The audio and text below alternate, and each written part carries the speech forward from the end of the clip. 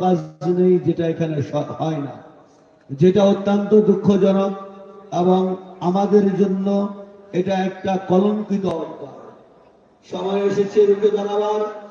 নতুন স্বাধীন বাংলায় আমরা সকলেই সবল এবং কথা বলার আমাদের স্বাধীনতা হয়েছে। অতএব আমরা 8ই ডিসেম্বর ওরা মেলা শুরু করবে। ওদের কোনো অনুমতি কোথার থেকে আসেনি। ডিসি মহোদয়, এসপি মহোদয় এবং ইউনি মহোদয় সকলের কাছে আমরা স্মারকলিপি দিয়েছি। তিনারা আমাদের মহাসমাবেশের অনুমতি দিয়েছে। আমরা ইনশাআল্লাহ মহাসমাবেশ করব। কিছুতেই আমরা ল্যাংটার মেলা হতে দেব। যদি সকলেই রাজি থাকেন, জবানে নয়, এখন সময় এসে হাতে রোখবার। হাতে রোখার সময়ে ঘরে বসে থাকা যাবে না।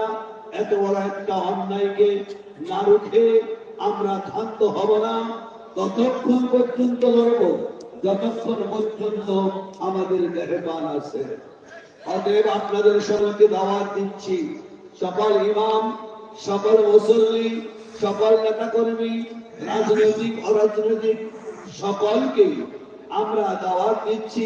ইনশাআল্লাহ আলহামদুলিল্লাহ আমাদের এমপি মহোদয় যে ছিলেন গিয়াসউদ্দিন সাহেব, উনিও আলহামদুলিল্লাহ পরে কথা বলেছে।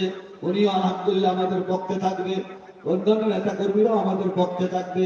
প্রশাসন আমাদের পক্ষে আছে।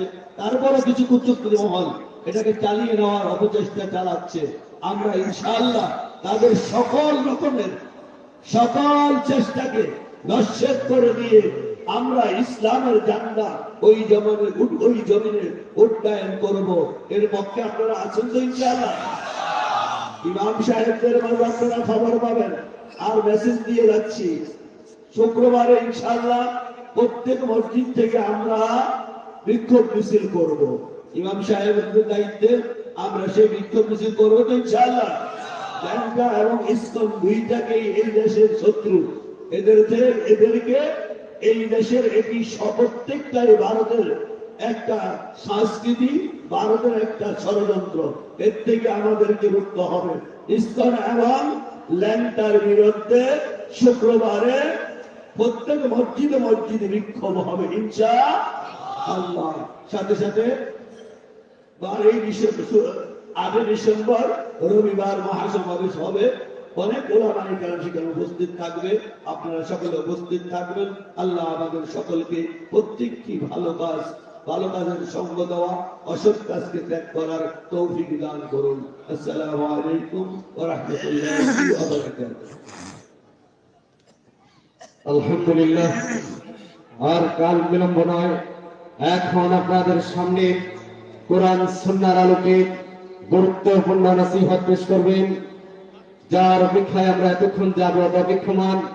আন্তর্জাতিক খ্যাতি সম্পন্ন নন্দিত মুফাসসির কোরআন জনাব হযরত মাওলানা মুফতি আরিফ বিন হাবিব সাহেব দামাত বারকাতুহু, আমি হযরতের মূল্যবান নসিহত পেশ করার জন্য সবিনয় অনুরোধ জানাচ্ছি। আসসালামু আলাইকুম ওয়া রাহমাতুল্লাহি ওয়া বারাকাতুহু।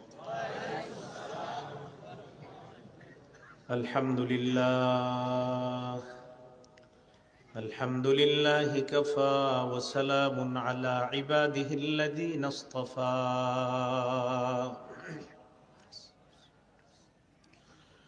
আম্মা বা'দু ফাআউযু বিল্লাহি মিনাশ শাইতানির রাজীম। বিসমিল্লাহির রহমানির রহিম। وأنه هو أضحك وأبكى. وقال رسول الله صلى الله عليه وسلم: لو تعلمون ما أعلم لضحكتم قليلا ولبكيتم كثيرا. أو كما قال عليه الصلاة والسلام. اللهم صل على محمد وعلى آل محمد كما صليت على إبراهيم وعلى آل إبراهيم إنك حميد مجيد اللهم بارك على محمد وعلى آل محمد كما باركت على إبراهيم وعلى آل إبراهيم إنك حميد مجيد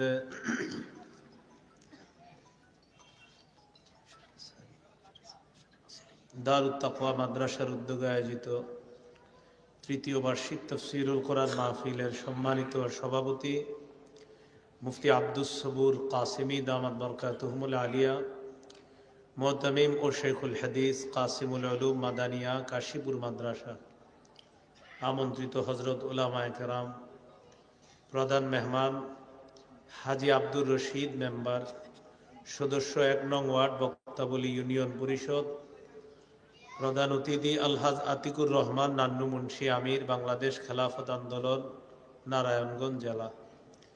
বিশেষ মেহমান জনাব নাসির উদ্দিন শেখ, স্বত্বাধিকারী AN নিট ফ্যাশন, আলহাজ নিসার উদ্দিন মল্লিক, সদস্য ৬ নং ওয়ার্ড এনায়েতনগর ইউনিয়ন পরিষদ। উপস্থিত হযরত উলামায়ে কেরাম, মুসলমান ভাইয়েরা, আল্লাহ তাআলার দরবারে শুকরিয়া আদায় করছি, আল্লাহ আমাদেরকে এই মাহফিলে উপস্থিত হওয়ার তৌফিক দান করেছেন বলে আলহামদুলিল্লাহ। আমি আপনাদের সামনে সূরাতুন নাজমের ৪৩ নম্বর আয়াতে কারিমা তেলাওয়াত করলাম। এই আয়াতে আল্লাহ তাআলা বলেন, ওয়া আন্নাহু হুয়া আযহাকা ওয়া আবকা, তিনি হাসান, তিনি কাঁদান। আল্লাহ তাআলা হাসান, আল্লাহ তাআলা কাঁদান। আপনাদের পার্শ্ববর্তী এক এলাকায় এবছরের 22শে অক্টোবর এসেছিলাম। সেটাকে মনে হয় কি মাঠ জানি বলে, চলতার মাঠ। সেখানে নবীর হাসি সম্পর্কে আলোচনা করেছিলাম। আজকে আমরা নবীজি সাল্লাল্লাহু আলাইহি সাল্লামের কান্না সম্পর্কে আলোচনা জানব। ভূমিকা একটি হাদিস আমরা জানি, সহিহ বুখারীর বর্ণনা, 1044 নম্বর হাদিস। এই হাদিসে রাসূল সাল্লাল্লাহু আলাইহি সাল্লাম বলেন, লাউ তা'লামুনা মা আ'লামু লাদাহকতুম কলিলান ওয়া লাবাকাইতুম কাসীরা। আমি যা জানি তোমরা যদি তা জানতে, তাহলে তোমরা কম হাসতে, বেশি কান্না করতে। রাসূলুল্লাহ সাল্লাল্লাহু আলাইহি সাল্লামের কান্নাকে আমরা 5 ভাগে ভাগ করতে পারি। 1 নম্বর বুকাউর রহমা, দয়ার কান্না। 2 নম্বর নফল নামাজে নবীজির কান্না। 3 নম্বর অন্যের কোরআন তেলাওয়াত শুনে নবীজির কান্না। 4 নম্বর উম্মতের জন্য নবীর কান্না। 5 নম্বর কবরের সামনে নবীজির কান্না। এই 5টি আলোচনা হবে। আলোচনা শেষ হয়ে যাবে ইনশাআল্লাহ। আমরা ধৈর্য সহকারে কথাগুলা শুনবো, শিখার চেষ্টা করবো। আল্লাহ তৌফিক দান করেন।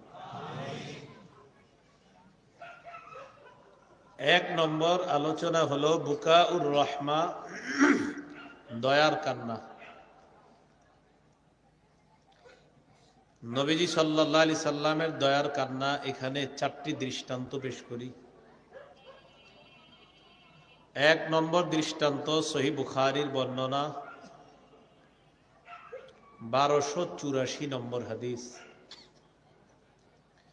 এই হাদিসের বর্ণনাকারী উসামা ইবনে যায়েদ রাদিয়াল্লাহু তাআলা তিনি বলেন, আরসালাত ইবনাতুন নবী সাল্লাল্লাহু আলাইহি ওয়াসাল্লাম ইলাইহি ইন্না ইবনান লি কুবিযা ফাআতিনা। নবীজির নাতি অসুস্থ হয়েছে, নাতি, মেয়ের ঘরের নাতি অসুস্থ হয়েছে।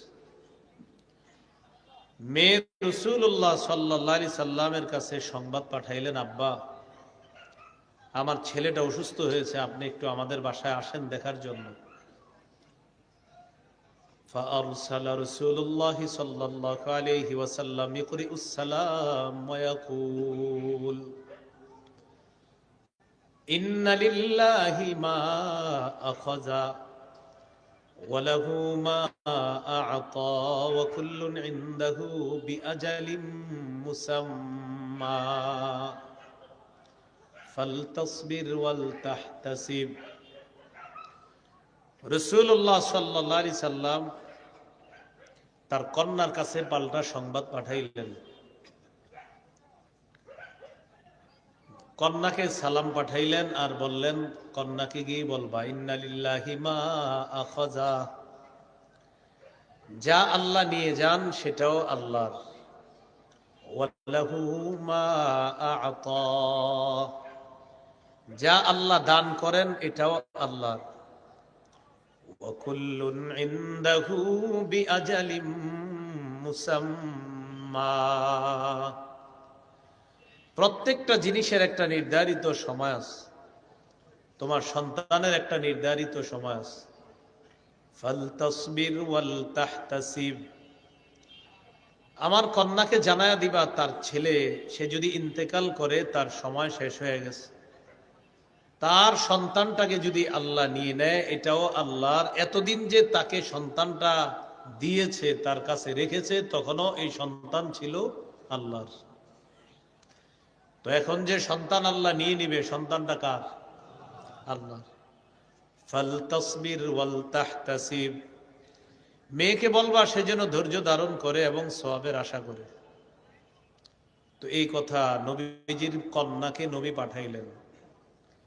নবীজির কন্যা আবার পাল্টা নবীজির কাছে সংবাদ পাঠাইলেন। ফাআরসালাত ইলাইহি তুকসিমু আলাইহি লা ইয়াতিয়ান্নাহা, নবীজির কাছে সংবাদ পাঠাইলেন, আব্বা কসম লাগে আপনি আসেন, আব্বা কসম লাগে আপনি একটু আসেন, আমাদের বাসায় দেখতে আসেন। তো রাসূলুল্লাহ সাল্লাল্লাহু আলাইহি সাল্লাম এর বাসায় রওনা করলেন। فقام ومعه سعد بن عبادة ومعاذ بن جبل وأبي بن كعب وزيد بن ثابت ورجال رضي الله تعالى عنهم। নবীজি তার কন্যার বাড়িতে রওনা করলেন, সাথে চারজন সাহাবী। এই চার সাহাবীর নাম হাদিসে আসছে, এর সাথে আরো কিছু সাহাবী ছিলেন, তাদেরকে নিয়ে নবীজি তার মেয়ের বাড়িতে গেলেন। فرفع إلى رسول الله صلى الله عليه وسلم الصبي, কন্যার বাড়িতে যাওয়ার পর আল্লাহ নবীর নাতিটা নবীর কোলে দেওয়া হয়। নাতিকে কোলের মধ্যে দেওয়ার পর নবী যখন তার নাতির দিকে তাকাইলেন, ফাফাদাত আইনা, নাতির দিকে নবী যখন তাকাইলেন তাকিয়ে দেখলেন নাতির প্রাণটা বের হবে অবস্থা। ওয়ানাফসুহু তাতাকাকা, তার প্রাণটা বের হবে অবস্থা, এমন অবস্থা। নবীজি নাতির দিকে দেখা ফাফাদাত আইনা, আল্লাহ নবীর দুই চোখ থেকে পানি পড়া শুরু হয়ে যায়, চোখ বেয়ে পানি পড়তেছে। নবীজির চোখে পানি দেখে সাহাবী নবীকে প্রশ্ন করলেন, ইয়া রাসূলুল্লাহ মা হাযা, হুজুর এটা কি, আপনিও কান্না করেন? নবীজি জবাব দিলেন, ইন্না হাদিহি রাহমা জাআলাহাল্লাহু ফি কুলুবি ইবাদি, এটা হলো মায়া, এটা হলো দয়া, এটা হলো রহমত। এই রহমত আল্লাহ তার বান্দাদের অন্তরে ঢেলে দেয়।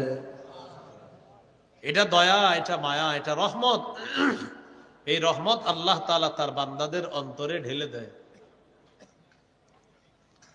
তো এই কথা রাসূল সাল্লাল্লাহু আলাইহি সাল্লাম বললেন, এখান থেকে বোঝা যায় কাউকে দেখে মুমূর্ষ অবস্থায় যদি চোখের পানি আসে, এটা দয়া, এটা মায়া, এটা রহমতের কান্না, এটা দয়ার কান্না। আর এই রহমত দয়া আল্লাহ তার বান্দার কলবের মধ্যে ঢেলে দেয়। 2 নম্বর দৃষ্টান্ত, সহিহ বুখারীর বর্ণনা 1303 নম্বর হাদিস। রাসূলুল্লাহ সাল্লাল্লাহু আলাইহি সাল্লামের একজন সন্তান, তার নাম হলো ইব্রাহিম। আনাস ইবনে মালিক রাদিয়াল্লাহু তাআলা আনহুর বর্ণনা, তিনি বলেন, দখলনা মা রাসূলিল্লাহি সাল্লাল্লাহু আলাইহি ওয়াসাল্লাম আলা আবি সাইফ আল কাইন। একজন কর্মকার ছিল, তার নাম ছিল আবু সাইফ। নবীর সাথে এই কর্মকার আবু সাইফের বাড়িতে গেলাম। ওয়াকানা যারান লিইব্রাহিম রাদিয়াল্লাহু তাআলা আন। আবু সাইফ সম্পর্কে ছিল নবীর সন্তান ইব্রাহিমের দুধ পিতা। আবু সাইফ সম্পর্কে ছিল ইব্রাহিমের দুধ পিতা। তো ইব্রাহিম অসুস্থ হয়েছে, নবীর সাহাবী বলেন, আমরা নবীর সাথে দেখতে গেলাম নবীর সন্তান ইব্রাহিমকে। কর্মকারের বাড়িতে গেলাম। ফাআখাযা রাসূলুল্লাহ সাল্লাল্লাহু আলাইহি ওয়াসাল্লাম ইব্রাহিমা ফাকাব্বালাহু ওয়া শাম্মা। নবীজি তার সন্তান ইব্রাহিমকে কোলের মধ্যে নিলেন আর চুমা দিলেন, নাকে মুখে লাগাইলেন। সন্তানকে আল্লাহ নবী মায়া করলেন। ওই দিনের মতো আমরা চলে আসলাম। সুম্মা দাখালনা আলাইহি বাদা যালিকা। এরপর আবার ওই কর্মকার আবু সাইফের বাড়িতে গেলাম। ওয়া ইব্রাহিম ইয়াজুদু বিনাফসিহি। ইব্রাহিম তখন মুমূর্ষ অবস্থা, তার প্রাণটা বের হবে। এই অবস্থা যখন চলতেছে, ফাজালাত আইনা রাসূলিল্লাহি সাল্লাল্লাহু আলাইহি ওয়াসাল্লাম তাদরিফান। আল্লাহর নবীর চোখ বেয়ে পানি পড়া শুরু হয়ে যায়। ইব্রাহিম ছেলে মারা যাবে, নবীর চোখ থেকে পানি পড়তেছে। فقال له عبد الرحمن بن عوف أنت يا رسول الله يا رسول الله। আপনিও কি কান্না করেন? আল্লাহ নবী জবাব দিলেন, এই যে আমার চোখে যে কান্না দেখতেছো, এটা হলো রহমত, এটা হলো দয়া, এটা হলো মায়া। নবীজি এবার বললেন, ইন্নাল আইনা তাদমা ওয়াল কলবা ইয়াহজান। চোখ থেকে পানি বের হয়, অন্তর ব্যথিত হয়। ওয়া ইন্না বিফিরাকিকা ইয়া ইব্রাহিম লামাহজুনুন।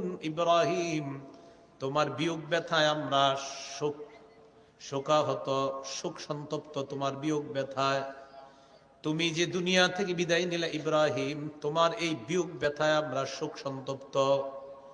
হাদিস থেকে কয়েকটা বিষয় বোঝা যায়। 1 নাম্বার, কারো মৃত্যুতে চোখে পানি আসা, এটা হলো মায়া। ওয়াল কলবা ইয়াহজান, অন্তর ব্যথিত হওয়া, এটা হলো মায়া। আর কারো মৃত্যুতে শোকাহত হওয়া, এটাও ঠিক আছে। এবার আল্লাহ নবী বললেন, শোনো তোমরা, মানুষ যখন মারা যায়, মারা যাওয়ার পর ওই ব্যক্তির মৃত্যুতে চোখ দিয়ে যদি পানি আসে, এটা হলো মায়া, এটা হলো দয়া। অন্তর ব্যতীত হওয়া, এটা হলো মায়া, এটা হলো দয়া। শোকাহত হওয়া, এটা হলো মায়া, এটা হলো দয়া। এতটুকু ঠিক আছে। নিষেধ কোনটা? নবীজি বলেন, মুখ দিয়ে উল্টা পাল্টা কথা বলা কারো মৃত্যুতে নিষেধ। তাহলে কি শিখলাম? কেউ মৃত্যুবরণ করলে চোখে পানি আসবে, কেউ মৃত্যুবরণ করলে অন্তর ব্যথিত হবে, কেউ মৃত্যুবরণ করলে শোকাহত হওয়া যাবে, তবে কেউ মৃত্যুবরণ করলে মুখ দিয়ে উল্টা পাল্টা কথা বলা যাবে না। তাহলে এই বিষয়গুলা খেয়াল রাখা। আমরা কেউ মারা গেলে মুখ দিয়ে উল্টা পাল্টা কথা বলি, এই কথাগুলা আমরা বলবো না। আল্লাহ হেফাজত করুন। সহিহ বুখারীর 1304 নম্বর হাদিস। রাসূলুল্লাহ সাল্লাল্লাহু আলাইহি সাল্লামের সাহাবী সাদ ইবনে উবাদা রাদিয়াল্লাহু তাআলা অসুস্থ হলেন। এই অসুস্থ সাহাবীকে দেখার জন্য নবীজি রওনা করলেন। আচ্ছা, আপনারা কি বারবার বাইরের মাইক বাড়াচ্ছেন নাকি? আমি কিন্তু মাইক দূরে নিতেছি, এই কারণে। বাইরের মাইক বাড়ান না, কমান, আওয়াজ কমান। মানে আমি বুঝে একটু শোনেন, মানে মনে হইতেছে ফাটাই ফেলতেছি, কিন্তু আমি যাতে ফাটাই না এরকম করেন। হ্যাঁ, বুঝছেন তো? মানে এরকম বাইরে মানুষ বলবে কি জানেন, হুজুর ফাটাইতেছে, এটা যাতে না বলে। যে ফাটাইতেছে যাতে না বলে এরকম কমান। হ্যাঁ, শোনেন এবার সহিহ বুখারীর 1304 নম্বর হাদিস। আমারে যত জায়গায় আমি আসবো না পিছন থেকে দুইটা হরন দিবেন, এই বক্স মনিটর কিচ্ছু রাখবেন না, একদম নর্মাল করবেন, দুইটা মাইক দিবেন আর ওই দূরের মাইক লাগাবেন না, আমার মাহফিলে আর কি। আর যদি রাখেনও সব বন্ধ করে দিবেন, খালি কয়েকটা রাখবেন, একদম নর্মাল রাখবেন। কেউ যেন এটা না বলে আরিফ বিন হাবিব ফাড়াইতেছে, এরকম যেন না বলে, এটা মাথায় রেখে না। তো রাসূলুল্লাহ সাল্লাল্লাহু আলাইহি সাল্লামের সাহাবী সাদ ইবনে উবাদা তিনি অসুস্থ হলেন। বুঝতেছেন তো সবাই? ফাটানোতে বোঝা যায় না, এই জন্য বললাম আর কি। মাইক যখন ফাটে না মনে হয় যে ফাটাইতেছে হুজুরে, তো ফাটাইতেছে হুজুর, তো সব ফাটাই দিতেছে, ফাটাইলে আর বুঝবেন কি। তো এই জন্য আমি কিন্তু ফাটানোতে নেই, হ্যাঁ, এই জন্য ফাটাফাটি করেন না। হ্যাঁ, সাদ ইবনে উবাদা রাদিয়াল্লাহু তাআলা আনহু অসুস্থ হয়েছে। এই নবীর সাহাবীকে দেখতে গেলেন রাসূল সাল্লাল্লাহু আলাইহি সাল্লাম, সাথে কয়েকজন সাহাবীকে নিয়ে গেলেন। সাদ ইবনে উবাদার বাড়িতে ঢুকছে, ঢুকার পর রাসূল সাল্লাল্লাহু আলাইহি সাল্লাম দেখে সবাই তাকে ঘিরে আছে। তো যখন দেখলেন সবাই তাকে ঘিরে আছে, ওয়াজাদাহু ফি গাশিয়াতি আহলিহি, নবীজি দেখলেন পরিবারের লোকেরা সাদ ইবনে উবাদাকে ঘিরে রাখছে। فقال رسول الله صلى الله عليه وسلم إنه قد قضى, নবীজি বললেন সাদ ইবনে উবাদা কি ইন্তেকাল করছে? সাদ ইবনে উবাদার প্রাণটা আছে নাকি গেছে? পরিবারের সদস্যরা জবাব দিলেন লা ইয়া রাসূলুল্লাহ, এখনো মৃত্যুবরণ করে নাই। এই কথা শোনার পর ফাবাকা রাসূলুল্লাহ সাল্লাল্লাহু আলাইহি ওয়াসাল্লাম, আল্লাহর নবীর চোখ বেয়ে পানি বাঁকাও। আশেপাশের লোকগুলা যখন দেখলো আল্লাহর নবীর চোখের পানি, নবী কাঁদতেছে, সবাই কান্না করা শুরু করছে। নবীজি কাঁদছে, আশেপাশেরা যারা দেখছে তারাও কান্না করা শুরু করছে। তো কান্না দেখা এবার আল্লাহ নবী বললেন আলা তাসমাউনা ইন্নাল্লাহা লা ইউআযযিবু, শোনো তোমরা, আল্লাহ তাআলা আযাব দেন না মৃত ব্যক্তিকে। কি কারণে আযাব দেয় না দেখেন, খুব ভালো করে শুনেন। বিদামইল আইনি, চোখের পানির কারণে মৃত ব্যক্তিকে আল্লাহ আযাব দেয় না। ওয়ালা বিহুজনিল কলবি, অন্তর ব্যথিত হওয়ার কারণে মৃত ব্যক্তিকে আল্লাহ আযাব দেয় না। আবার বলছি, চোখের পানির কারণে মৃত ব্যক্তিকে আল্লাহ আযাব দেয় না, অন্তর ব্যথিত হওয়ার কারণে মৃত ব্যক্তিকে আযাব দেয় না। এবার কি বলে দেখেন, ওয়ালাকিন ইউআযযিবু বিহাযা, এটার কারণে মৃত ব্যক্তিকে আল্লাহ আযাব দেয়। কি বললেন? চোখের পানির কারণে আযাব দেয় না, অন্তর ব্যথিত হওয়ার কারণে আযাব দেয় না, এটার কারণে আযাব দেয়, মুখের কারণে আযাব দেয়।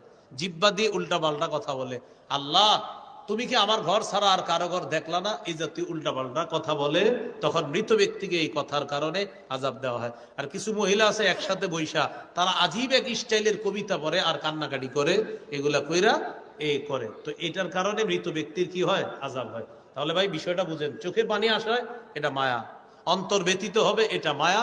নবী বলেন মুখে যেন উল্টা পাল্টা কথা বের না হয়। হাদিসের শেষে নবী বলেন ইন্নাল মাইয়িতা ইউআযযাবু বিবুকাই আহলিহি আলাইহি, মৃত ব্যক্তির বিলাপ করার কারণে তাকে আযাব দেওয়া হয়, মৃত ব্যক্তিকে আযাব দেওয়া হয়। মৃত ব্যক্তির পরিবাররা বিলাপ করে কান্না করার কারণে মৃত ব্যক্তিকে আযাব দেওয়া হয়। ইন্নাল মাইয়িতা, মৃত ব্যক্তিকে ইউআযযাবু, আযাব দেওয়া হয়, বিবুকাই আহলিহি আলাইহি, পরিবারের সদস্যরা মৃত ব্যক্তির জন্য যদি বিলাপ করে কান্না করে তাহলে আযাব দেওয়া হয়।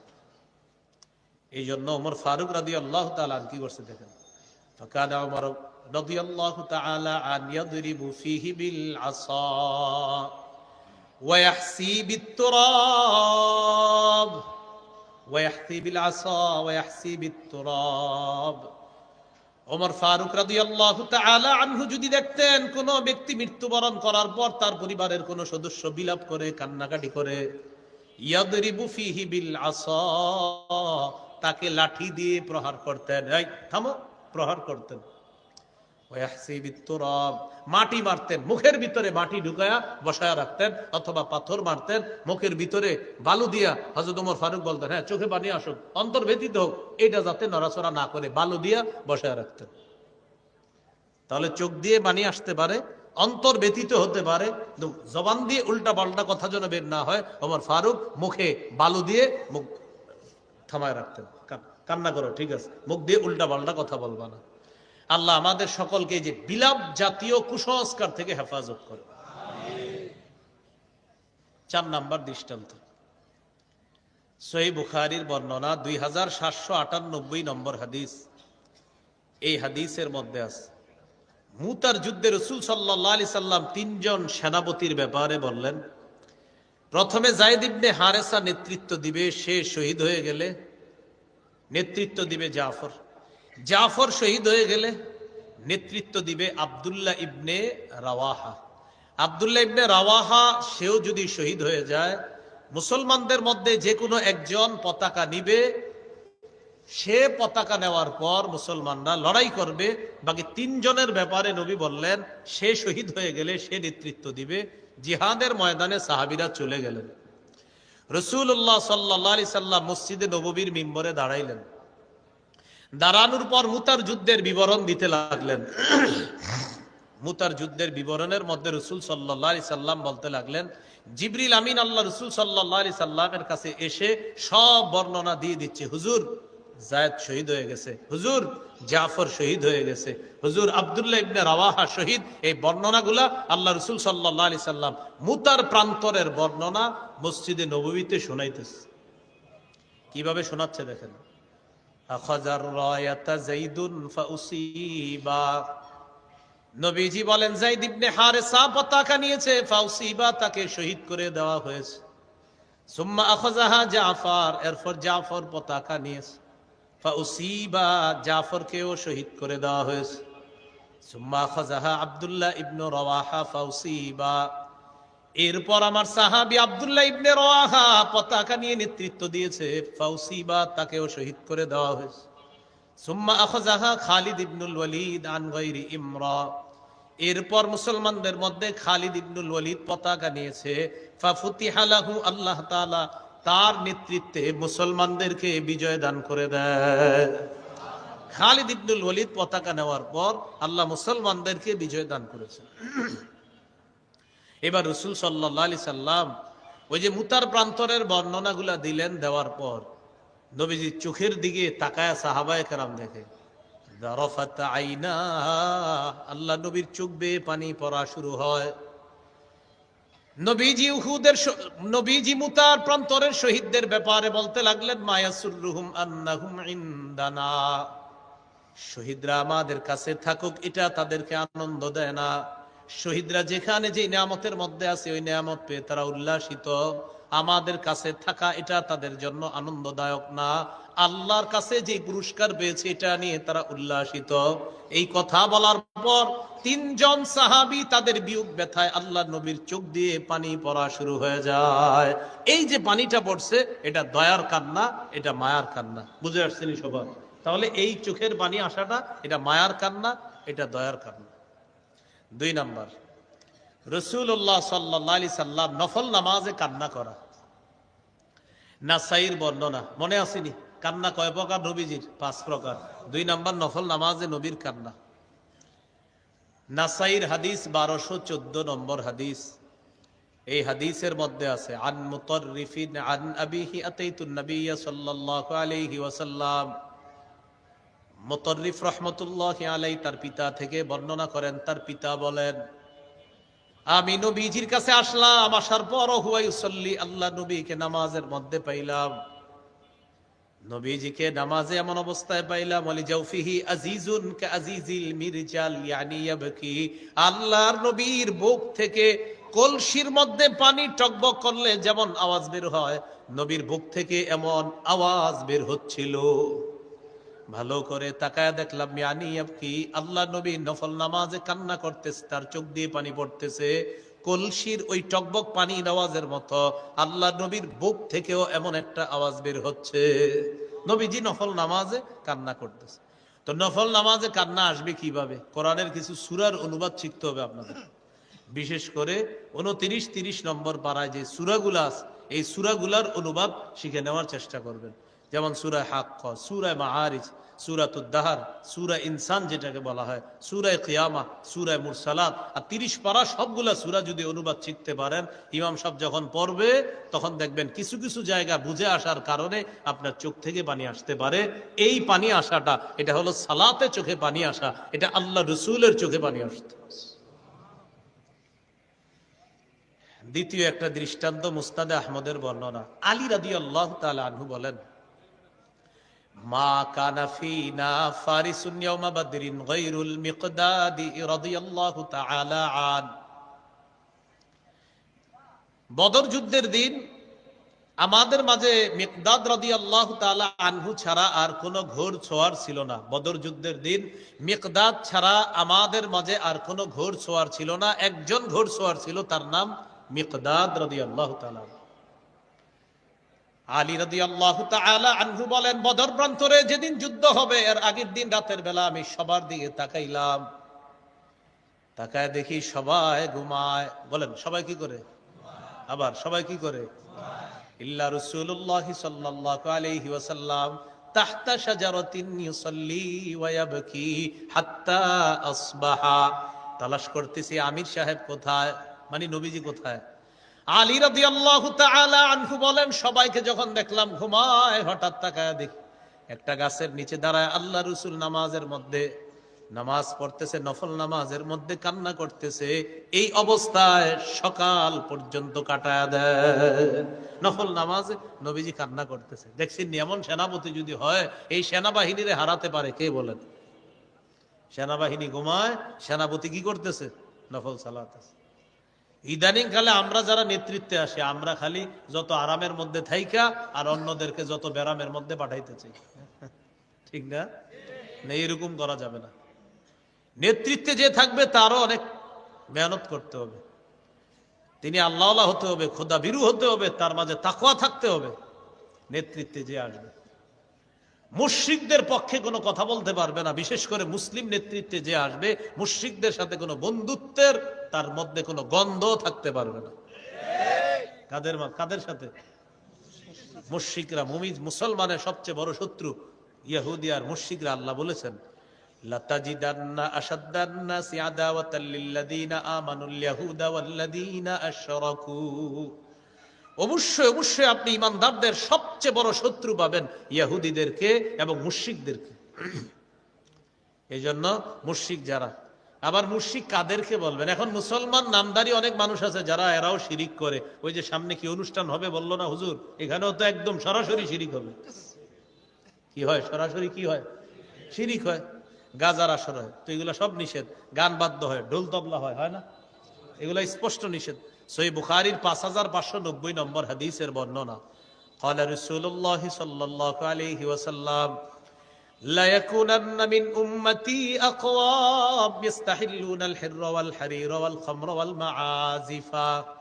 নবীজি বলেন, আমার উম্মতের মধ্যে এমন একটা দল হবে যারা জিনাকে হালাল মনে করবে, যারা রেশমের পোশাককে হালাল মনে করবে, যারা মদকে হালাল মনে করবে। মদ দ্বারা উদ্দেশ্য মাদক দ্রব্য, ইয়াবা, বাবা, গাঁজা, হিরোইন, ফেন্সিডিল, আফিম, কানাডারাই, মাস্তুদ, শ্যাম্পেন, ডাইল ইত্যাদি যা আছে সব চিপায় চুপায় ওখানে সেখানে সবগুলা, এগুলা হারাম। ওয়াল মাআজিফা, বাদ্যযন্ত্র, এগুলাকেও আমার উম্মতের একদল হালাল মনে করবে। ইদানিং কালে অনেকে আবার সংসদে দাঁড়ায় বলে, বুখারী, মুসলিম, আবু দাউদ, তিরমিজি, নাসাই, ইবনে মাজাহ, মেশকাত, সিয়াসিত্তার সব আমি পড়ে ফেলছি, কোথাও পাই নাই গান হারাম। তো আমি বুখারীর হাদিসটা কোন সিয়াসিত্তা থেকে কইলাম বলেন? আরে বুখারী কি সিয়াসিত্তার মধ্যে নি? বলেন বুখারী, এই যে বুখারীর নামটাও বলছে না যে বুখারী, মুসলিম, আবু দাউদ, নাসাই, ইবনে মাজাহ, আমি সব পড়ছি, কোথাও পাই না। তো বুখারী আমি যে মাত্র বললাম 5590, এটা তাহলে আমি করতে আবিষ্কার করলাম।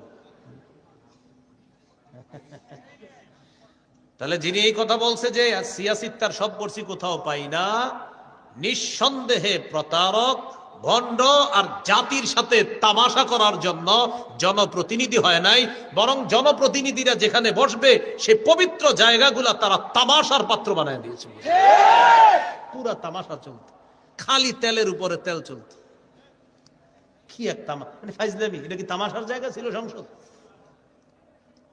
হেনে দাঁড়ায় কয় কোথাও পায় না, বুখারী মুসলিম সব পড়ছে, কোথাও পায় না। তো আমি কোন বুখারীতে কইলাম এটা? তো এই জন্য ওই যে জাতীয় ইমাম সমাজের হুজুর বলল না, আরে ঘোষণা দিল না, সবাই থাকবেন আলেমদের সাথে, বলেন ইনশাআল্লাহ। কারা কারা থাকবেন? হাত তুলেন। থাকবেন তো সবাই ইনশাআল্লাহ? হাত তুলে বলেন, সবাই বলেন, বলেন শিরিকের সাথে থাকবো না। শিরিক যারা করবে তাদেরকে প্রশ্রয় দিব না, তাদেরকে সুযোগ দিব না। শিরিকের পরিবর্তে কোরআন হাদিসের অনুষ্ঠান করব ইনশাআল্লাহ। ওলামায়ে কেরাম ওই এলাকার যুবকদেরকে বুঝান, এলাকার যুবক যারা আছে তাদেরকে নিয়ে তাড়াতাড়ি কমিটি গঠন করে চেষ্টা করেন, ওখানে নারায়ণগঞ্জের বড় বড় ওলামায়ে কেরাম যারা আছেন আপনারা মিলেমিশে ওখানে কোরআন সুন্নাহর কোন অনুষ্ঠানের চেষ্টা করেন। আল্লাহ তৌফিক দান করেন। মনে আসেনি নবীজির কান্না, নফল নামাজে নবীজির কান্না। তো এইগুলো দুইটা দৃষ্টান্ত গেল। 3 নাম্বার, সহিহুত তারগিব হাদিসের একটা কিতাব আছে, এই কিতাবের 1468 নম্বর হাদিস। আয়েশা সিদ্দিকা রাদিয়াল্লাহু তাআলা আনহার বর্ণনা। ইবনে উমাইর, বলেন কি নাম? ইবনে উমাইর। আয়েশা সিদ্দিকা রাদিয়াল্লাহু তাআলা আনহার একজন ছাত্রের নাম ইবনে উমাইর। এই ছাত্র আম্মাজান আয়েশা সিদ্দিকা রাদিয়াল্লাহু তাআলা আনহাকে বললেন, আরে ঠান্ডাও লাগে গরমও লাগে, কি মুশকিল।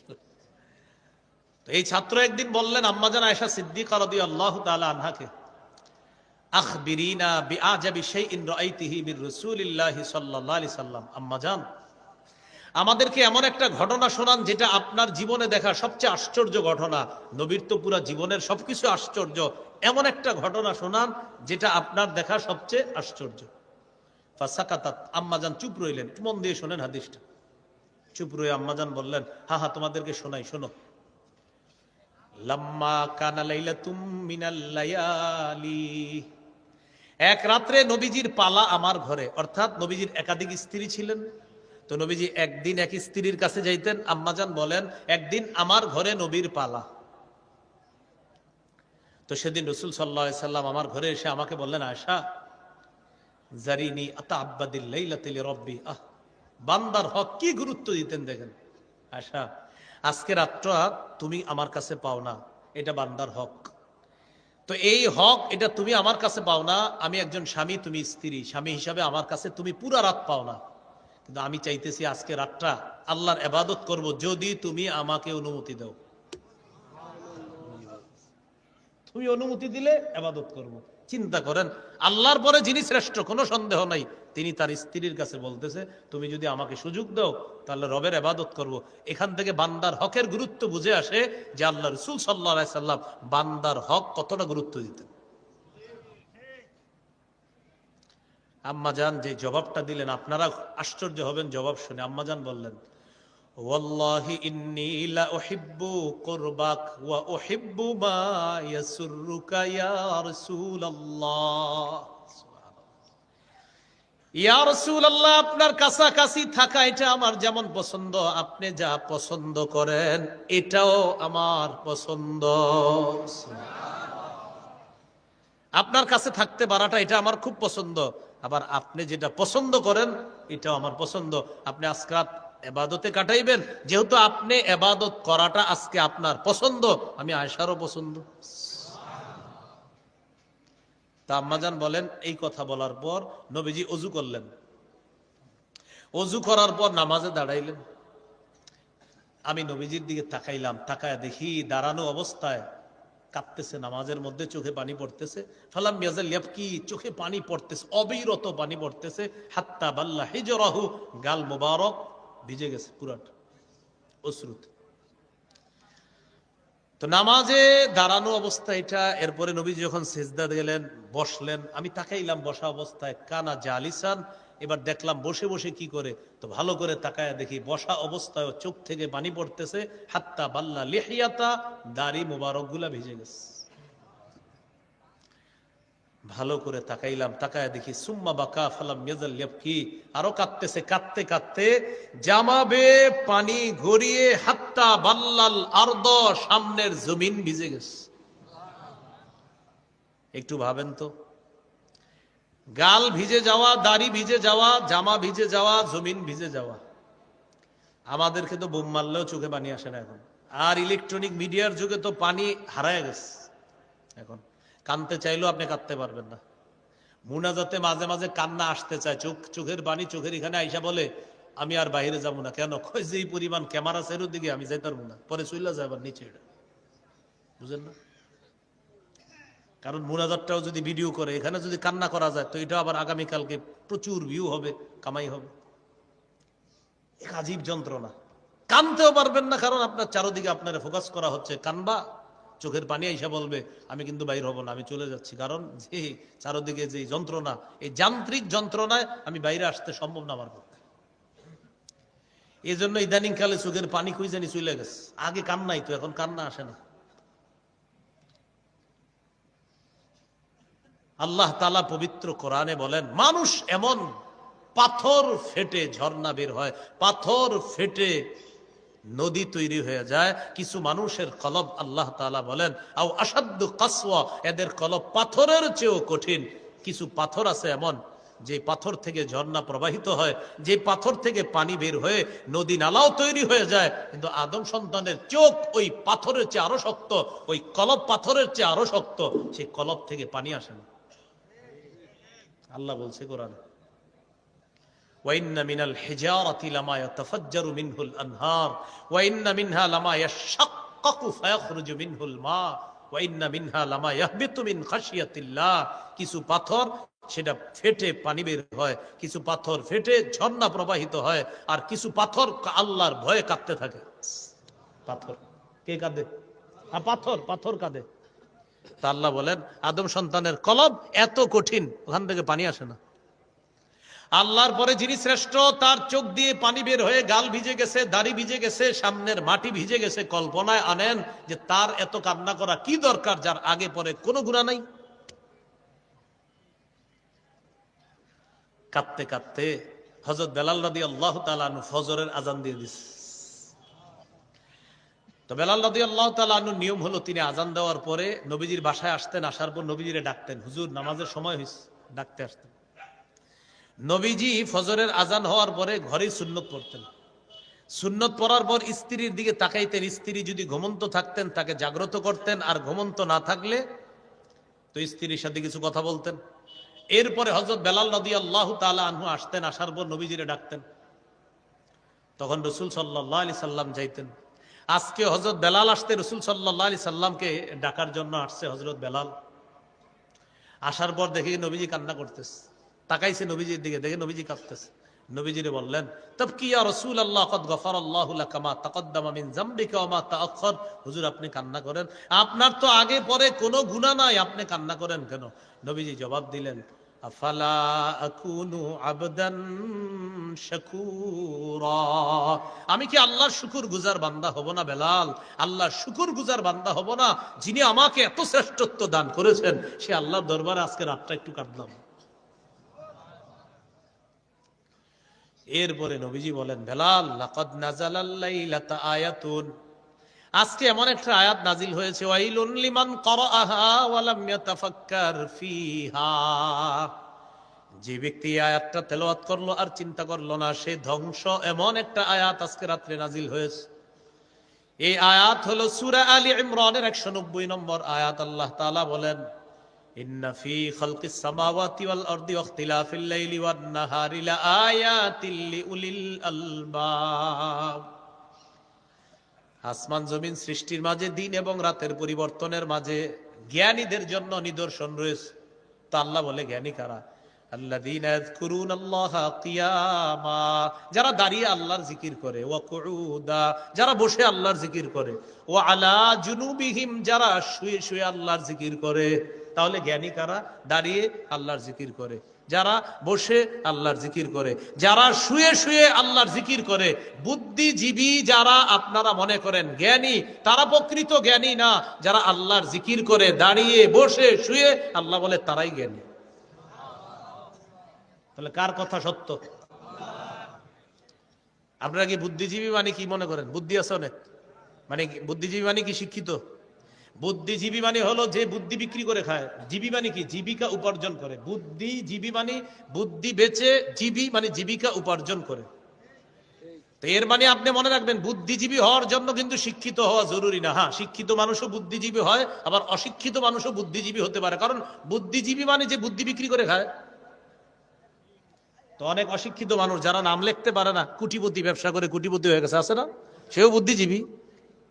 কিন্তু আমরা মনে করি বুদ্ধিজীবী মানে হলো অনেক জ্ঞানী, মহাজ্ঞানী। মহাজ্ঞানী হইলে ভালো, মহাজ্ঞানী ছাড়াও বুদ্ধিজীবী হয়। সোজা কথা, বুদ্ধি বিক্রি করে যে খায় সেই বুদ্ধিজীবী। তো আল্লাহ তাআলা বলেন, বুদ্ধিজীবী তারা, প্রকৃত জ্ঞানী তারা, যারা দাঁড়িয়ে আল্লাহকে স্মরণ করে, বসে আল্লাহকে স্মরণ করে, শুয়ে আল্লাহকে স্মরণ করে। ওয়ায়াতাফাক্কারুনা ফি খালকিস সামাওয়াতি ওয়াল আরদ, যারা আসমান জমিনের সৃষ্টি নিয়ে চিন্তা করে। চিন্তা করার পর বলে, রব্বানা মা খালাকতা হাদা বাতিলা, আল্লাহ আসমান জমিন আপনি অনর্থক সৃষ্টি করেন নাই। সুবহানাকা, আল্লাহ আপনার পুত পবিত্রতা বর্ণনা করছি। ফাকিনা আযাবান নার, আমাদেরকে জাহান্নামের আযাব থেকে রক্ষা করেন। বলেন আমিন। তো নবীজি বললেন, এই আয়াত যে পড়লো আর চিন্তা করলো না, সে ধ্বংস। এবার আয়াত নিয়ে একটু চিন্তা করি চলেন। আসমানের সৃষ্টি নিয়ে চিন্তা করতে বলছে। এখান থেকে যাওয়ার পর আসমানের দিকে তাকাবেন, তাকায় দেখবেন আসমান দাঁড়ায় রয়েছে। কি হয়ে রয়েছে? আরে বলেন, আসমান কি হয়ে রয়েছে? চিন্তা করবেন, আসমানটা এইভাবে কিভাবে আছে? আল্লাহ তাআলা বলেন কিভাবে আছে? আবার আমার হুকুমে এইভাবে আছে। সুবহানাল্লাহ। এরপরে জমিনের দিকে তাকাইবেন, চিন্তা করবেন, আচ্ছা জমিন কিভাবে আছে এইভাবে? আল্লাহ তাআলা বলেন কি এইভাবে কেন আছে বুঝো না? আমার হুকুমে আছে এইভাবে। সুবহানাল্লাহ। সূরা রুমের 25 নম্বর আয়াতে আল্লাহ বলেন, ওমিন আয়াতিহি আন তাকুমাস সামাউ ওয়াল আরদু বিআমরি, আল্লাহর নিদর্শনাবলীর মধ্যে এটা একটা নিদর্শন, আসমান দাঁড়িয়ে আছে আল্লাহর হুকুমে, জমিন দাঁড়িয়ে আছে আল্লাহর হুকুমে। সুবহানাল্লাহ। এবার আসমানের দিকে তাকাইলাম, তাকিয়ে চিন্তা করলাম, আল্লাহ তাআলা আসমান এইভাবে কেন রাখলেন? আল্লাহ জবাব দিয়ে দেয়, ওয়াজআলনাস সামাআ সাকফাম মাহফুজা, আমি এই আসমান তোমাদের জন্য সুরক্ষিত ছাদ হিসাবে স্থাপন করে দিলাম। এবার জমিন নিয়ে চিন্তা করব। জমিনের নিচে হলো পানি, পানির উপরে ভাসমান এই জমিনের উপর আমরা কিভাবে আছি? আল্লাহ তাআলা বলেন, ওয়াজআলনাল জিবালা আওতাদা, আমি মজবুত পাহাড়কে পেরেক হিসাবে জমিনের উপর বসায়া দিয়া জমিনের নড়াচড়া বন্ধ করে তোমাদের বসবাসের উপযোগী করে দিলাম। এই হলো নবীর নফল নামাজে কান্না। 3 নাম্বার আলোচনা, কোরআন শুনে নবীজির কান্না। কি শুনে বলেন তো? কোরআন।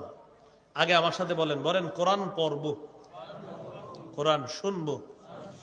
যে কোরআন তেলাওয়াত করবে তার তেলাওয়াত মনোযোগ সহকারে শুনবো। মাহফিলে অনেকে কোরআন তেলাওয়াত করে, তখন আমরা কথা বলি।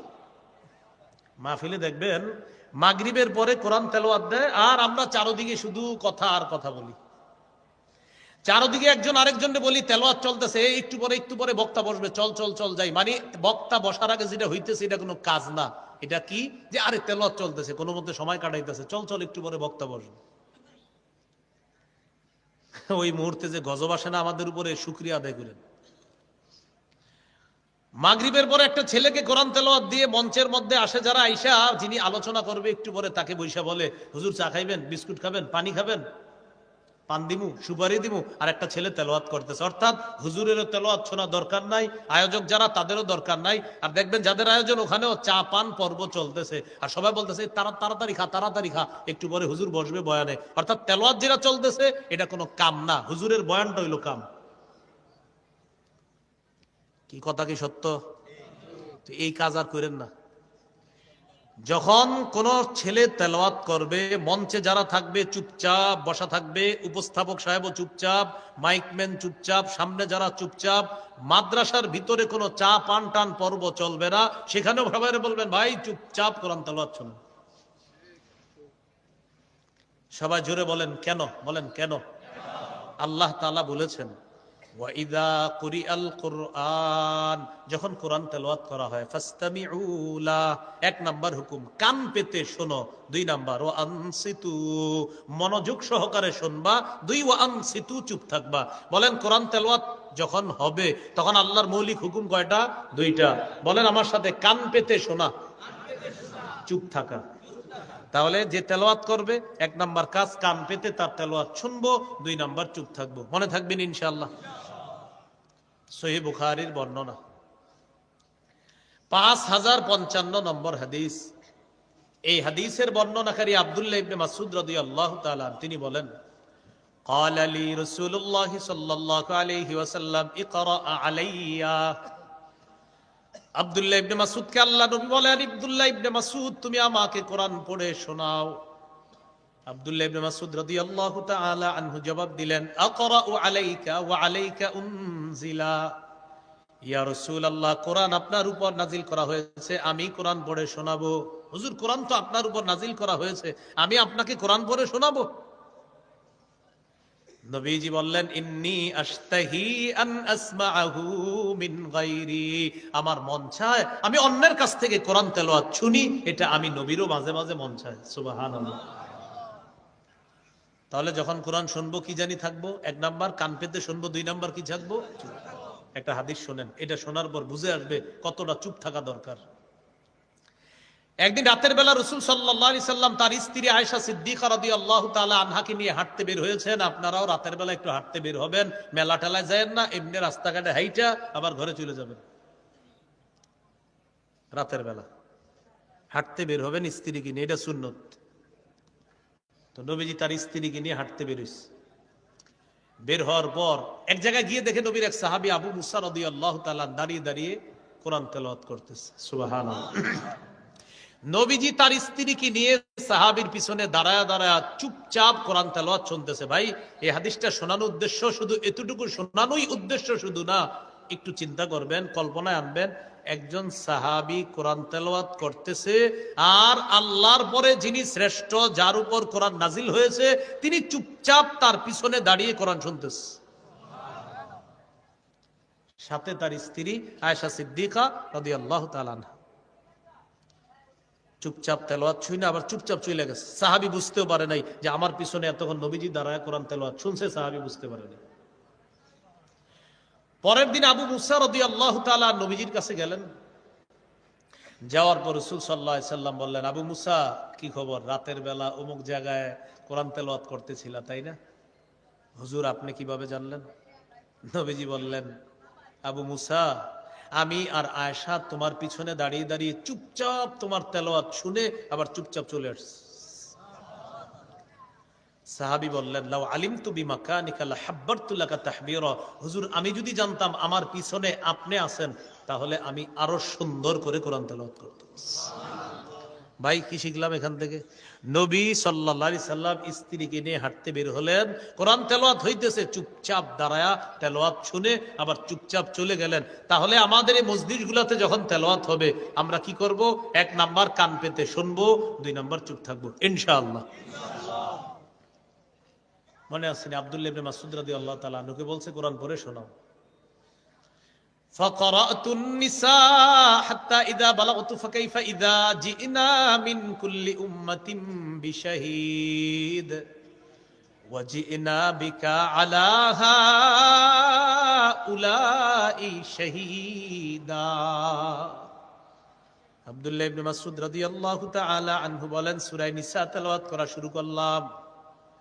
তেলাওয়াত করতে করতে যখন ফাকাইফা ইদা জিনা মিন কুল্লি উম্মাহ, এই আয়াতে যখন আমি বুঝলাম, আয়াতের অর্থ হলো সেদিন কি অবস্থা হবে তাদের, যেদিন আমি প্রত্যেক উম্মত থেকে একজন সাক্ষী উপস্থিত করব, আর তাদের ব্যাপারে আপনাকে আমি সাক্ষী হিসাবে উপস্থিত করব, সেদিন কি অবস্থা হবে তাদের।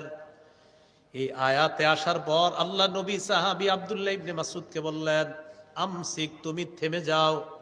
আব্দুল্লাহ ইবনে মাসউদ রাদিয়াল্লাহু তাআলা আনহু বললেন, আমি থেমে গেলাম। ফারাআইতু আইনাইহি তাজরিফান, নবীর 2 চোখের দিকে তাকাইলাম। তাকায় দেখি আল্লাহ নবী আয়াতের বিষয়বস্তু বুঝার কারণে নবীর 2 চোখ দিয়ে পানি পড়া শুরু হয়ে যায়। এটা হলো কোরআন তেলাওয়াত শুনে কান্না করা। 4 নাম্বার আলোচনা, উম্মতের জন্য নবীর কান্না। কার জন্য বলেন? আমাদের জন্য। কার জন্য? কত মায়ার নবী, 1500 বছর আগে আমাদের জন্য চোখের পানি ফেলায় গেছে। সহিহ মুসলিমের হাদিস, 387 নম্বর হাদিস। রাসূলুল্লাহ সাল্লাল্লাহু আলাইহি সাল্লাম সূরা ইব্রাহিমের একটা আয়াত তেলাওয়াত করলেন আর সূরা মাইদার একটা আয়াত তেলাওয়াত করলেন। ইব্রাহিম নবীর ব্যাপারে একটা আয়াত, ঈসা নবীর ব্যাপারে আরেকটা আয়াত। খুব মন দিয়ে বুঝবেন। ইব্রাহিম নবীর ব্যাপারে আয়াতটা হলো, রব্বি ইন্নাহুন্না আদলালনা কাসীরাম মিনান নাস।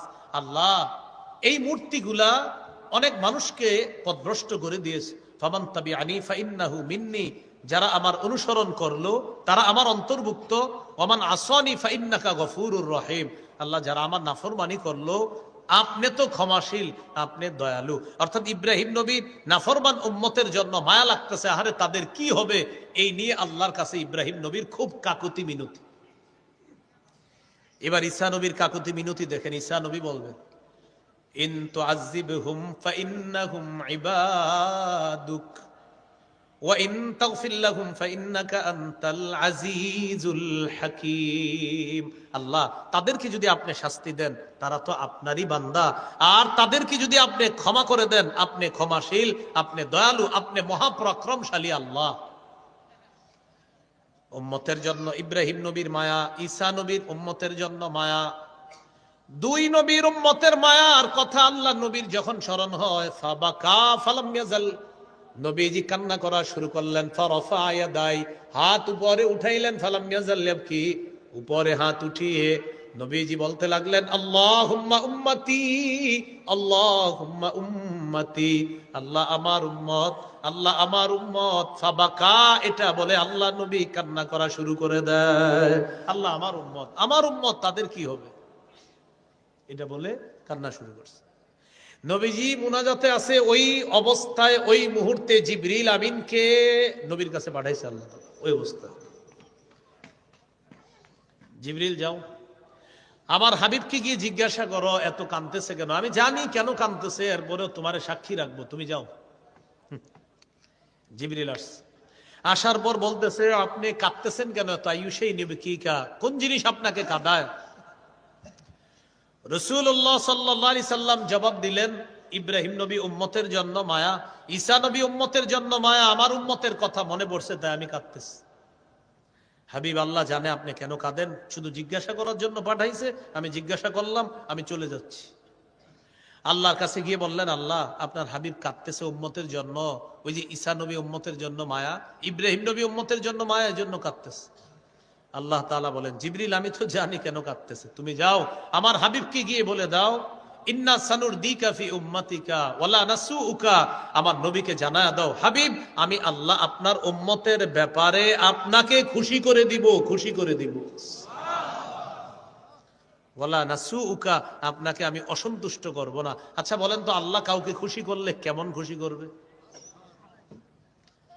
তো জিবরিল আমিন আইসা এটা জানায়া দিছে। এই হলো উম্মতের জন্য নবীর কান্না। তবে নবীজির সুপারিশ তারা পাবে না যারা শিরিক করে। কি করে বলেন? ভাই শিরিক করেন না। নবীজির সুপারিশ পাবে না যারা শিরিক করে, তারা নবীর সুপারিশ পাবে না। সহিহ মুসলিমের 386 নম্বর হাদিসের মধ্যে আছে, রাসূল সাল্লাল্লাহু আলাইহি সাল্লাম বলেন, লিকুল্লি নাবিয়্যিন দাওয়াতুন মুস্তাজাবা ক্বাদ দাআ বিহা ফি উম্মতিহি। সব নবীকে আল্লাহ একটা স্পেশাল দোয়া দিয়েছে, এই দোয়াটা সব উম্মতের জন্য নবীরা করে ফেলেছে। খাবাতু দাওয়াতি শাফাআতান লি উম্মতি ইয়াউমাল কিয়ামা, আমি আমার স্পেশাল দোয়াটা লুকায়া রেখে দিয়েছি, মুলতবি করে রেখে দিয়েছি, কিয়ামতের ময়দানে উম্মতের জন্য সেই দোয়াটা আমি করব। এই হলো উম্মতের জন্য নবীজির মায়া। তাহলে এই জন্য আমাদের প্রতি এত মায়া। মাঝে মাঝে কি করবেন জানেন? একটু চিন্তা করবেন যে নবীজি আমাদেরকে এত মায়া করতেন, নবীজির কতটুকু মায়া করলাম, ভালোবাসলাম। তখন কি করবেন? ইচ্ছা মতো কতক্ষণ দুরূদ শরীফ পড়তে থাকবেন, এই চিন্তায় যে আমার নবী আমারে এত ভালোবাসে। 300 বার, 400 বার, 500 বার, 1000 বার, যতবার পারেন ইচ্ছা মতো দুরূদ পড়বেন, যে এই কারণে আমার হাবিব আমারে এত ভালোবাসে, আমিও নবীরে ভালোবাসি। তখন কি করবেন? অনেকক্ষণ দুরূদ পড়বেন। দুরূদ পড়লে তো সওয়াবের শেষ নাই। আল্লাহ তাআলা খুশি হয়, 10টা রহমত নাজিল করে, 10টা গুনাহ মাফ হয়, 10টা মর্যাদা বাড়ায় দেয়। তাহলে পড়ব তো ইনশাআল্লাহ দুরূদ। আবু দাউদের 2042 নম্বর হাদিসে আছে, রাসূল সাল্লাল্লাহু আলাইহি সাল্লাম বলেন, লা তাজআলু বুয়ুতাকুম কুবুরা, তোমরা তোমাদের ঘরগুলোকে কবর বানায়ো না, ওয়ালা তাজআলু কবরি ঈদা, আর আমার কবরকে মেলার স্থান বানায়ো না, উৎসবের আসর বানায়ো না। ভাইও যারা মাইকে শুনতেছেন, আল্লাহর হস্তে মেলা করেন না। যে সমস্ত মেলায় শিরিক হয়, বেদাত হয়, কুফুর হয়, এই মেলাগুলা করেন না। আর এলাকাবাসী আপনারা করতে দিয়েন না, মেলা করতে দিয়েন না, নবী নিষেধ করছে। এরপরে বলেন, অসল্লু আলাইয়া, তোমরা আমার উপর বেশি বেশি দুরূদ পড়বা, ফাইন্না সালাতাকুম তাবলুগুনি হাইসু কুনতুম, যেখান থেকে দুরূদ পড়ো ওই মুহূর্তে আমার কাছে তোমাদের দুরূদ পৌঁছে যায়, পৌঁছে দেওয়া হয়। অন্য হাদিসে বলছে উবলিগুতু, তুমি দুরূদ পড়া মাত্রই উবলিগুতু, আমি নবীর কাছে সাথে সাথে পৌঁছে দেওয়া হয়। কয় নাম্বার গেল? 4। সর্বশেষ 5 নাম্বার, কবরের সামনে গিয়ে কান্না। কবর জিয়ারত করেন। নাসাইর বর্ণনা 2032 নম্বর হাদিস, এই হাদিসের মধ্যে আছে 2034 নম্বর হাদিসও আছে। যারা রাসূলুল্লাহ সাল্লাল্লাহু আলাইহি ওয়াসাল্লাম কবর উম্মিহি ফাবাকা, নবীজি তার মায়ের কবরটা জিয়ারত করলেন, জিয়ারত করতে গিয়ে কান্না শুরু করলেন। ও আবকা মান হাওলা, আশেপাশে যারা, তারা নবীর কান্না দেখে কান্না করা শুরু করে দিস। নবীজি কাঁদতেছে, আশেপাশে যারা, তারা নবীর কান্না দেখে কান্না করা শুরু করে দিস। নবী বললেন, ইস্তাযানতু রাব্বি আন আযুরা কবরাহা ফাআযিনা লি, আমি আল্লাহর কাছে আমার মায়ের কবর জিয়ারতের অনুমতি চাইলাম, আল্লাহ আমাকে অনুমতি দিয়েছেন। ফাজুরুল কুবুরা, তোমরা কবর জিয়ারত করো। ফাইন্নাহা তুযাক্কিরুকুমুল মাউত, যত বেশি কবর জিয়ারত করবা, কবর জিয়ারত তোমাদেরকে মরণের কথা স্মরণ করায়া দিবে। বলেন, কবর জিয়ারত কিসের কথা স্মরণ করাবে? মরণের কথা স্মরণ করায়া দিবে। এই জন্য কবরের পাশ দিয়ে হাঁটবেন, দোয়া করবেন, জিয়ারত করবেন, এতে মৃত্যুর কথা স্মরণ হবে। ইবনে মাজাহ 4197 নম্বর হাদিসের বর্ণনা, বারা ইবনে আযিব রাদিয়াল্লাহু তাআলা আনহুর বর্ণনা, তিনি বলেন, এক আনসারী সাহাবীর জানাজা পড়ার জন্য নবীর সাথে বের হলাম। হঠাৎ দেখে এক জায়গায় কিছু মানুষ আছে, এটা অন্য হাদিসের মধ্যে আছে। নবীজি বললেন, আচ্ছা এইখানে এতগুলা মানুষ কেন, কেন তারা একত্রিত হয়েছে? আলামা ইজতামা আলাইহি, তারা এখানে একত্রিত কেন হয়েছে? সবাই বললেন, আলা কবরিন, হুজুর একটা কবর খনন করা হচ্ছে, কবর খনন করা হচ্ছে, এই জন্য একত্রিত হয়েছে। নবীজি ফাফাজিআ, নবী ঘাবড়ে গেলেন, হ্যাঁ কবর খনন করা হচ্ছে? বললেন হ্যাঁ। সবাই রে এইভাবে করলেন, এ দেখি দেখি দেখি কি হয়েছে, এটা করতে করতে কবরের সামনে গেলেন। যাওয়ার পর ফাজাসা আলা রুকবাতাইহি, দুইটা হাঁটু কবরের সামনে গেড়ে এইভাবে বসে গেলেন। কবর খনন করা হচ্ছে মাত্র, কবরের মাটিগুলা দুই পাশে রাখা হইতেছে, এইভাবে খনন করা হচ্ছে। নবী ওখানে বসে গেলেন। সাহাবী বলেন, আমি দেখার জন্য একটু সামনে গেলাম, নবী বৈশা কি করতেছে, তো ওই পাশ দিয়ে গেলাম। ফাস্তাকবালতুহু মিন বাইনি ইয়াদাইহি, আমি সামনে গেলাম দেখার জন্য নবী কি করে। যাওয়ার পর দেখি ফাবাকা, কাঁদতেছে, কাঁদতে কাঁদতে হাত্তা বাল্লাস সারা মিন দুমুইহি, চোখের পানিতে কবরের সামনে রাখা মাটিগুলা পানিতে ভিজে গেছে, কাদাযুক্ত হয়ে গেছে। তো কাঁদতে কাঁদতে সাহাবীদের দিকে তাকায় বলতেছে, ইয়া ইখওয়ানি, হে ভাই সব। বলেন না একটু, আবার বলেন, সুন্দর করে মায়া নিয়ে বলেন। নবীজি বলেন, হে ভাই সব, লিমিসলি হাযা ফাইদু, হে ভাই সব, তোমরাও এই অবস্থার জন্য প্রস্তুত হও। আজকে যাকে এখানে রাখা হবে, আমাকেও রাখা হবে, তোমাদেরকেও রাখা হবে, তোমরা সবাই এই অবস্থার জন্য প্রস্তুত হও। ভাই সব বললেন, হে ভাই সব, তোমরা এই অবস্থার জন্য প্রস্তুত হও, আমাকেও রাখা হবে, তোমাদেরকেও রাখা হবে। আজকে যে মানুষটাকে এইভাবে রাখা হচ্ছে, তাদের মতো তোমাদেরকেও রাখা হবে একদিন। এই জন্য নবী কবরের সামনে বসে কান্না করলেন। এই হলো নবীজির কান্না 5 প্রকার। আজকের পুরা টোটাল কান্নার শিক্ষা হলো, কান্না করা দোষণীয় না, চোখে পানি আসা অন্যায় না, শোকাহত হওয়া অন্যায় না, অন্তর ব্যতীত হওয়া অন্যায় না, তবে মুখ দিয়ে উল্টা পাল্টা কথা বলা, বলেন উল্টা পাল্টা কথা বলা কি অন্যায়। এখন আমাদের সমাজে যদি কাউরে দেখেন, কোনো নারী বা কেউ এরকম কথা বলে কাঁদতে কাঁদতে, ইস আমাদের ঘরটাই দেখলো আর কারো ঘর দেখলো না, এরকম বলে। আবার অনেকে বলে, আহারে তার কিভাবে অকাল মৃত্যু হয়ে গেল, নাউজুবিল্লাহ বলেন। অকালে আবার কি, অকালে কারো মৃত্যু হয় না, তার ওই সময় মৃত্যু হওয়ার কথা এই জন্য হয়েছে, অকাল আবার। হ্যাঁ, আপনি বলেন কবে হইলে ভালো হইতো একটু বলেন। কি বলে? অকালে মৃত্যু। আপনি বলেন না কবে হইলে ভালো হইতো। অকাল মৃত্যু বলবেন না, বলেন অকাল মৃত্যু বলবো না, বলেন এই সবাই বলেন, বলেন অকাল মৃত্যু বলবো না। পোস্টারে লেখে অমুকের সন্তান অমুকের অকাল মৃত্যুতে আমরা শোকাহত, তার বিদেহী আত্মার মাগফিরাত কামনা করছি। লেখেনি? না, আর লিখবেন না। পোস্টারে এরকম লেখা থাকলে কেটে দিবেন ভাই। অকালে মৃত্যু অকাল মৃত্যু এই বাক্যটাই বলবেন না, অকাল মৃত্যু এই বাক্যটাই বলা যাবে না। বাস অমুকের মৃত্যুতে আমরা শোকাহত, তার আত্মার মাগফিরাত কামনা করছি, বাস এতটুকু হতে পারে। তো অকাল মৃত্যু আমরা লিখবো না, বলেন ইনশাআল্লাহ। তাহলে অকাল মৃত্যু বলবো না, লিখবো না, মুখ দিয়ে উল্টা পাল্টা কথা বলবো না, চোখে পানি আসা, বলেন সবাই চোখে পানি আসা ঠিক আছে? অন্তর ব্যতীত হওয়া, শোকাহত হওয়া, মুখ দিয়ে উল্টা পাল্টা কথা বলা ঠিক নাই, এটা অন্যায়। আল্লাহ তাআলা আমাদের সকলকে কান্নার ব্যাপারে যে কথাগুলো বলা হলো সঠিকভাবে বুঝে শুনে আমরা যেন আল্লাহর জন্য কাঁদতে পারি, আল্লাহ তৌফিক দান করেন। আমিন ওয়া আখিরু দাওয়ানা আলহামদুলিল্লাহি রাব্বিল আলামিন। আচ্ছা আচ্ছা, আমরা সবাই দোয়া করব। ও আজকে কান্নার আলোচনাটা মিম্বরের আমানতের প্রথম খণ্ডে পাবেন, প্রথম খণ্ডের শেষের আলোচনাটা কান্নার আলোচনা। ওদিন আপনারা ওই জায়গা থেকে নিয়েছিলেন, সময়ের অভাবে নিতে পারেন নাই। আজকে যাদের প্রয়োজন হবে আপনারা, আমি গাড়িতে যাইতে যাইতে গাড়ি থেকে সংগ্রহ করতে পারেন, 1 থেকে 6 খণ্ড। শর্ত হলো গাড়ির কাজ ভাঙা যাবে না। কি ভাঙা যাবে না বলেন? গাড়ির কাজ ভাঙা যাবে না। যদি কেউ ভদ্রতার সাথে পারেন ওখান থেকে সংগ্রহ করে নেবেন। 6টা কিতাব আছে, 1 থেকে 6 খণ্ড, সবগুলোই পারলে সংগ্রহ করেন। খুবই কার্যকরী কিতাব।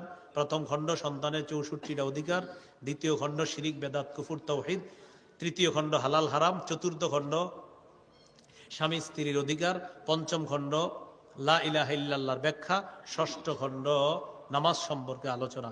6 খণ্ড আছে, যাদের প্রয়োজন হবে গাড়ি থেকে নিতে পারেন। আলহামদুলিল্লাহি রাব্বিল আলামিন, আল আকিবাতু লিল মুত্তাকিন, ওয়াসসালাতু ওয়াসসালামু আলা সাইয়্যিদিল আমবিয়া ওয়াল মুরসালিন ওয়া আলা আলিহি ওয়া আসহাবিহি আজমাইন। ربنا ظلمنا أنفسنا وإن لم تغفر لنا وترحمنا لنكونن من الخاسرين رب ارحمهما كما ربياني صغيرا। মাবুদ মেহেরবান মাওলা, আল্লাহ আমাদেরকে আপনি মাফ করে দেন। আল্লাহ এই মাহফিলকে আপনি কবুল করেন। দারুত তাকওয়া মাদ্রাসার এই মাহফিলকে আপনি কবুল করেন। আল্লাহ জানমালের অ্যাক্সিডেন্ট থেকে আমাদেরকে হেফাজত করেন। ঈমান ইসলাম তাওহীদের উপর অটল থাকার তৌফিক দান করেন। কুফর শিরিক বেদাত থেকে হেফাজত করেন। আল্লাহ আমাদেরকে আপনি মাফ করে দেন। আল্লাহ এই মাহফিলকে আপনি কবুল করে নেন। আমার আগে যারা কথা বলেছে মাওলা, নিঃসন্দেহে অনেক দামি দামি কথা বলছে মাওলা, আল্লাহ সকলের কথাগুলো আপনি কবুল করে নেন। আল্লাহ মেহেরবানি করে আপনার হাবিবের সুন্নাহ মোতাবেক জীবন পরিচালনা করার তৌফিক দান করেন। আল্লাহ আমাদের এই দেশ সমস্ত প্রকার কুসংস্কার থেকে হেফাজত করেন। আল্লাহ নারায়ণগঞ্জকে সমস্ত প্রকার কুসংস্কার থেকে হেফাজত করেন। শিরিক বেদাতের আস্তানা থেকে নারায়ণগঞ্জকে হেফাজত করেন। আল্লাহ উলামায়ে কেরামের সাথে যেন আমরা সর্বস্তরের জনগণ থাকতে পারি, তৌফিক দান করেন। আল্লাহ আমাদেরকে মাফ করে দেন। জানমালের অ্যাক্সিডেন্ট থেকে হেফাজত করেন। আল্লাহ যেদিন মারা যাব ঈমান নসিব করে দিয়েন। আল্লাহ আল্লাহ আমার সামনে আজকে যারা বসা, আমি যাদের সামনে বসা মাওলা, এই মানুষগুলোর সাথে আবার জান্নাতে দেখা করায়া দিয়ে